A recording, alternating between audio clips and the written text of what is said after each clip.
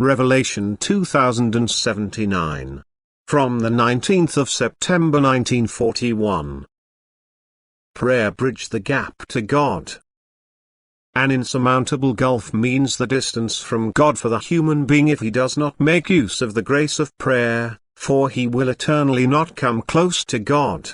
Prayer first testifies to the human being's will to approach God and increases the supply of strength the human being needs in order to be able to carry out his will. But a person who never seeks contact with God in prayer will never be able to receive grace and will therefore be powerless. Prayer is the bridge that leads across the gulf to God. Whoever does not believe he needs this bridge will find no other passage. God's infinite love has given this possibility to the human being, thus the gulf is no longer insurmountable for the one who uses this bridge, who thus seeks a path to God and takes it. And it should be used without interruption, for it leads directly to God. The human being can speak to God, who is beyond this gulf, and he will be heard by him. God will not let any supplicant go unheard who has made the effort to appeal to God himself for his support.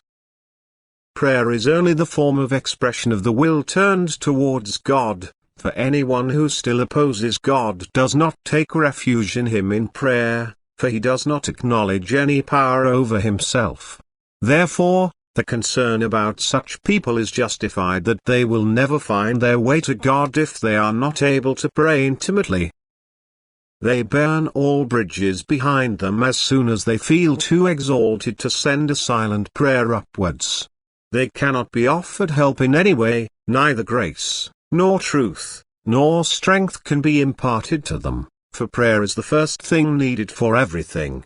Grace cannot be given to the human being without being asked, and therefore no strength can be imparted either. But neither can the truth be offered to him, since the truth is God himself again, but God is not recognized as the giver of truth, for a giving being is asked for the granting of his gifts. Thus prayer can never ever be eliminated, and it is the most precious gift of grace which God has placed at every person's disposal.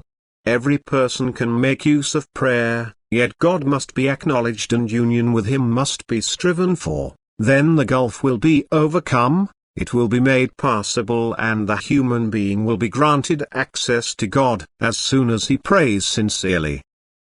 Amen.